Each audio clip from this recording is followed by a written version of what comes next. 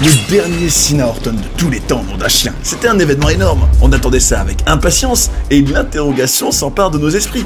Est-ce que le match a été digne de son passé richissime?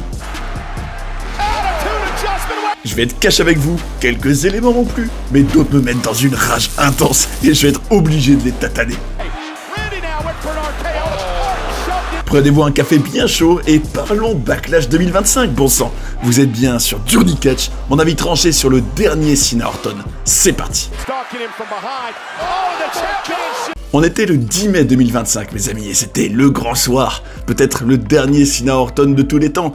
Et qu'est-ce que j'en avais des attentes, mine de rien. C'est vrai, c'est normal en même temps.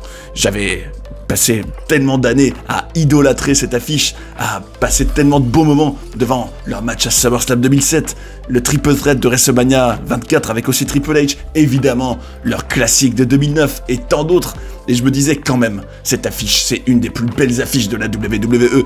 Et je pense que vous l'aurez remarqué dans les vidéos que j'avais faites sur le build-up de ce match, que j'en avais quand même pas mal des attentes. Alors la question, c'est est-ce que ça a été à la hauteur? Vous allez voir, vous allez voir. En tout cas, je vais devoir commencer par un premier coup de gueule, hein, il est inévitable. C'est que quand tu penses au stage qu'il y avait à d'autres époques, il suffit de penser par exemple à celui de SummerSlam 2007. Alors si vous connaissez pas, allez voir ce show et vous vous rendrez compte en gros que dans le stage, t'avais des bâtons en feu, t'avais un décor un peu en mode plage, t'avais une vraie identité. Et pareil aussi pour d'autres shows à d'autres époques. Hein. Et quand tu compares au stage de maintenant, et notamment celui qu'on a eu pour ce Backlash, et que tu vois qu'en fait c'est l'absence totale de stage, que t'as juste un pauvre petit mur avec le Titantron bien sûr, mais qui est même pas haut, qui a aucun artifice, rien de particulier, ils arrivent et pouf, ils sont déjà là, il y a aucun spectacle, aucun effort sur ça. Je me disais, nom d'un chien, ça m'énerve parce qu'on sent l'influence de l'UFC peut-être, ou en tout cas de cette absence de ce grand spectacle, d'esprit catch quoi, de la WWE comme on l'aime, en tout cas comme je l'aime moi. Clairement, ça faisait beaucoup défaut et ça j'étais obligé de le dire. Dites-moi en commentaire si vous aussi ça vous a quand même déplu et si ça vous déplaît de manière globale dans cette époque, l'ère Triple H, j'ai envie de dire, cette absence totale de stage particulier, en gros que les PLE n'ont rien de différent en termes d'effort, en termes de mise en scène qu'un weekly, hein, et ça devrait pas être ça, c'est pas normal. Et puis il n'y a pas que ça hein, qui m'a pas plu. Purement en termes de présentation globale, je trouve aussi que les tenues, ça ressemblait à rien, enfin je trouve que Cena, encore une fois, encore une autre tenue intégrale, enfin ça c'est sa gimmick hein, depuis son retour, là en 2025, et même en étant heel d'ailleurs, c'est de mettre quasiment un t-shirt de couleurs différentes chaque semaine, d'avoir les chaussettes, d'avoir tous les bracelets assortis, la casquette évidemment, et de changer ça très régulièrement pour se faire évidemment un maximum de fric, hein. Ça m'étonne pas de la part de TKO, mais surtout d'être l'ombre de lui-même, hein. Je vais pas me répéter 100 fois, c'est vrai que quand tu vois, surtout si t'as eu le malheur de voir des Cena Orton d'avant, et que tu vois à quel point il était massif, à quel point il était large, à quel point il avait à certaines époques des superbes t-shirts. Je pense à celui, vous savez, le fameux de fin 2007, début 2008, le fameux, alors vous avez sûrement entendu parler déjà, ou vu, le Hustle Loyalty Respect avec le grillage noir et orange, qui est de toute beauté, hein. Vraiment je le trouve superbe ce t-shirt, et que tu compares à comment il est maintenant, c'est vraiment décevant. Ça, je trouve que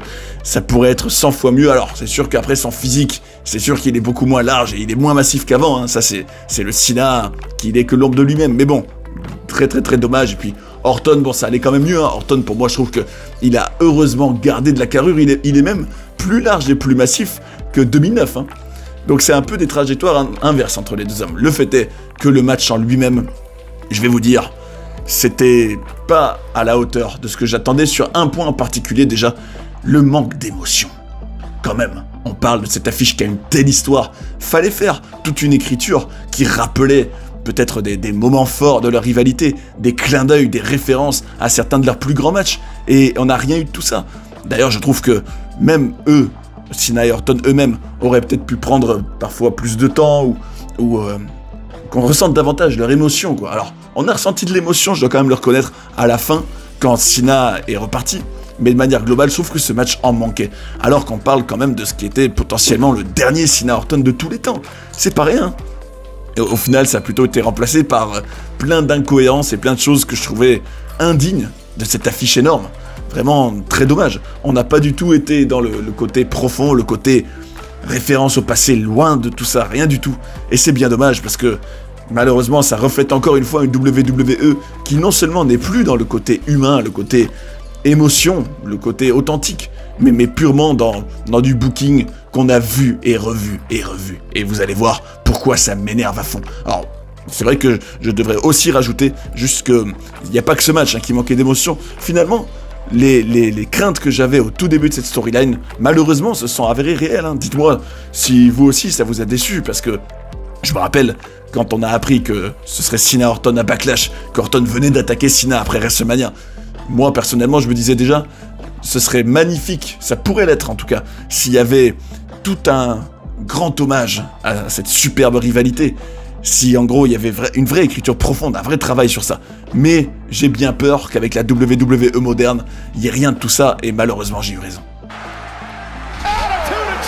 Mais je vais vous dire, ce qui m'a vraiment le plus énervé dans tout ça, c'est largement des incohérences. Alors, aussi bien au niveau du personnage de Cena, qu'au niveau des arbitres. Oh ça là, nom d'un chien, qu'est-ce que c'est nul, mais qu'est-ce que c'est bidon.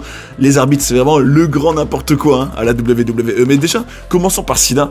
Comment un personnage qui pendant des années et des années était caractérisé par son courage, sa résilience, sa persévérance, sa force, quelqu'un qui était invincible, surpuissant, comment d'un coup justifier son personnage qui est devenu mais lâche au possible, qui fuit carrément le match par moment parce qu'il veut plus catcher, qui par moment aussi se sert de toutes les méthodes de triche, d'ailleurs c'est comme ça qu'il va gagner malheureusement, en faisant un low blow et en se servant de sa ceinture.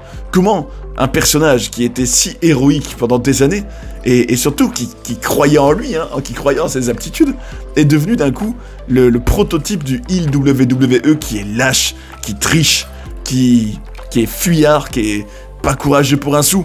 Je me dis, mais il n'y a aucune cohérence. Pourquoi alors, oui, j'ai compris, à la WWE, on a une certaine idée du heel, et il faut à tout prix respecter tous les codes, mais il n'y a pas un peu des nuances à apporter quand même. Je trouve que c'est quand même beaucoup plus...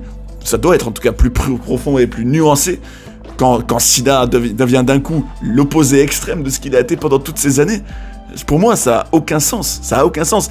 Et c'est ce que je trouve déjà depuis un beau moment sur le personnage de heel de Cena, c'est que il s'éloigne beaucoup trop à l'extrême de ce qu'il a été avant, alors que pourtant, il devrait pas avoir tout oublié. Il n'est pas devenu amnésique, il n'a pas perdu tous ses moyens. Alors oui, j'ai compris l'idée que Cena, il a perdu beaucoup, qu'il est un peu dans une streak de la loose, lui, depuis plusieurs années.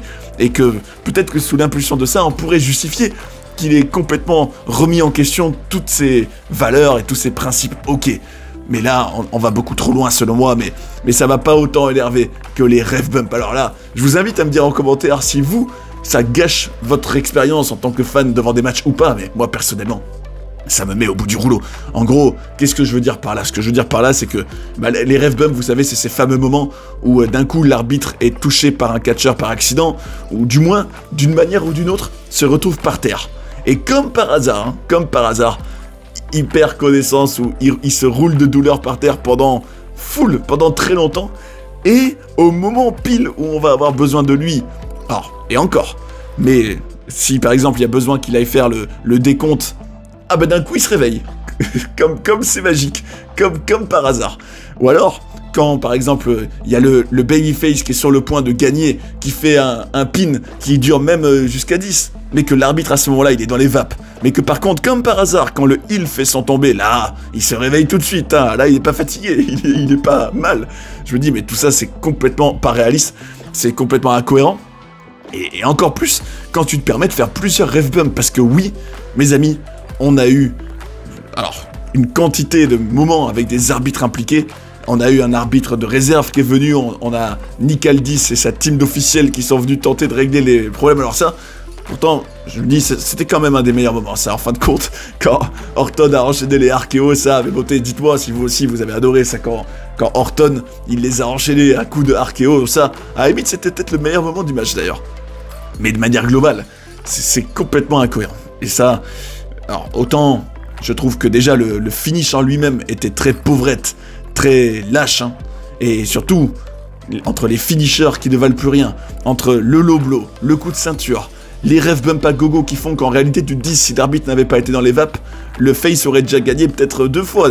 Je me dis mais finalement tout le monde est perdant dans ce match, parce que non seulement quand vous voyez ça, qu'est-ce que vous dites? Vous dites Bon ben, Cena il gagne, mais en réalité, si l'arbitre il avait été là, il aurait déjà perdu. Donc il en sort pas fort. Et ça protège Orton, ok, et ça le fait paraître quand même fort dans la défaite. Mais personne n'en sort vraiment grandi, vraiment dans le fond. Parce que Orton a quand même perdu, hein. Alors évidemment, je dois être totalement transparent avec vous, hein. C'est sûr les gars que je m'attendais à ce que Cena gagne dans le fond. Je me disais aussi qu'il y aurait probablement un finish de ce genre-là.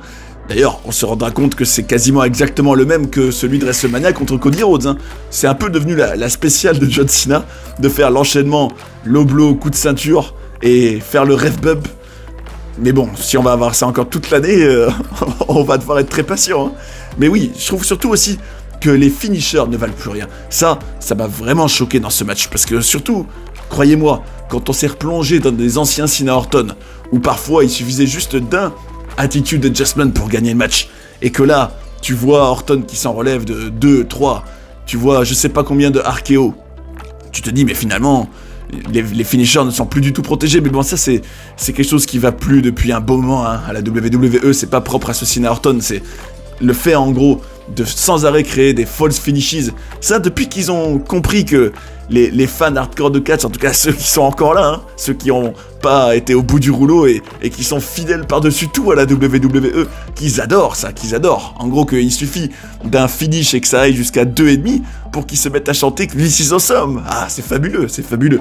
D'ailleurs on sent l'influence, malheureusement, hein, et ça c'est vraiment paradoxal que ce soit ce match-là qui a apporté ça à la WWE, mais rappelez-vous, en 2009, quand il y avait eu Michael Staker, vous savez, le grand match, peut-être le plus grand de tous les temps, hein, à WrestleMania 25, où c'était exactement ça, mais c'était surtout la première fois qu'on voyait des personnages, surtout des mégastars, enchaîner des finishers, et que l'un sorte, puis l'autre aussi.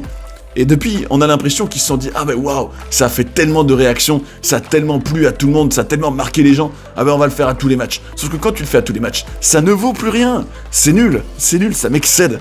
En gros que, bah finalement tu te dis s'il faut je sais pas combien de RKO pour gagner, je sais pas combien d'attitude adjustment, bah finalement les finishers ne sont pas dangereux, ils sont pas puissants. D'ailleurs, encore un autre reproche que je peux faire à ce match, c'est que on n'a pas l'impression, ni pour Cena ni pour Orton, de voir deux mecs qui sont vraiment focalisés sur leur adversaire et qui sont déterminés à lui faire mal, à le vaincre, à le dominer.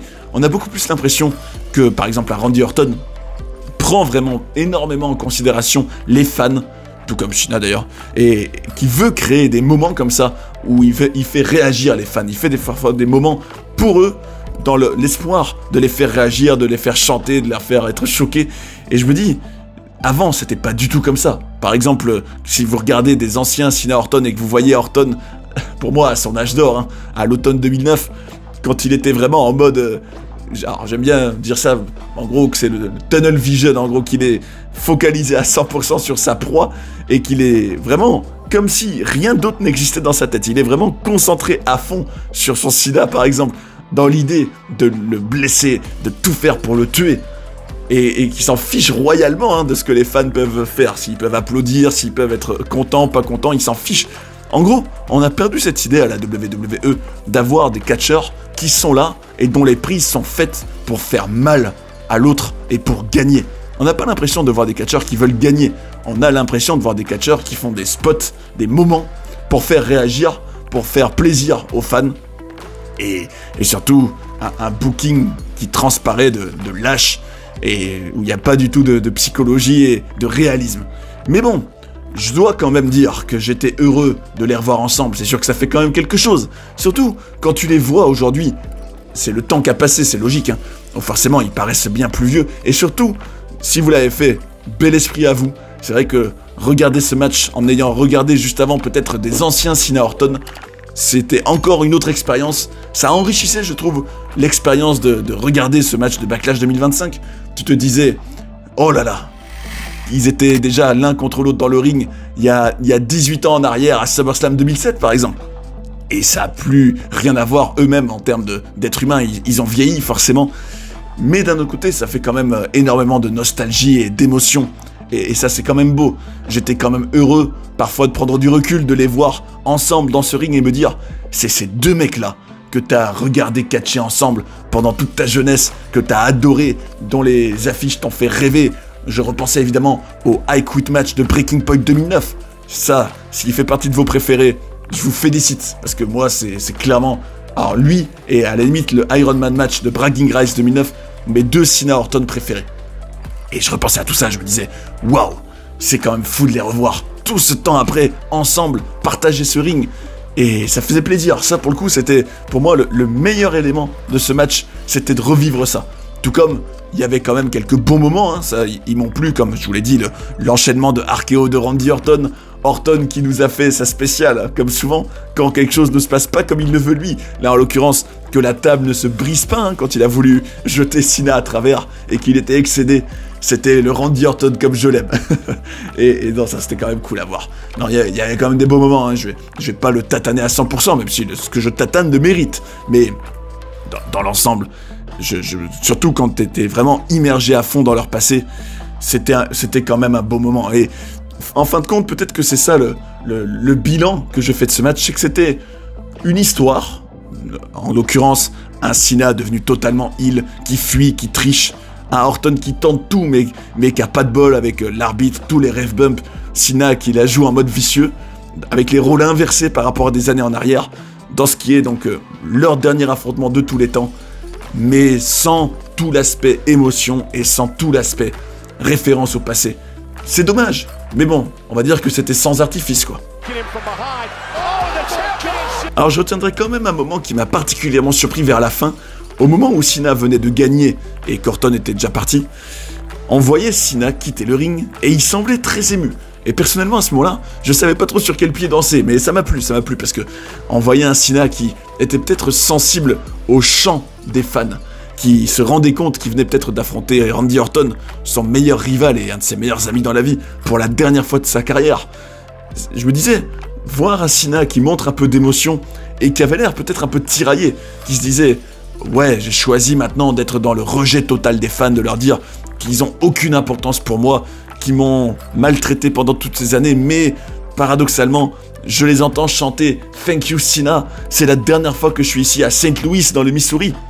La dernière fois que j'ai affronté mon poteau Randy. » Je me dis peut-être que tout ça l'a fait être submergé d'émotions. Alors soit c'est un excellent acteur et il a vraiment très bien joué le côté hésitant ou le côté habité peut-être par des émotions qui ont dépassé son personnage et son vice et son côté heel.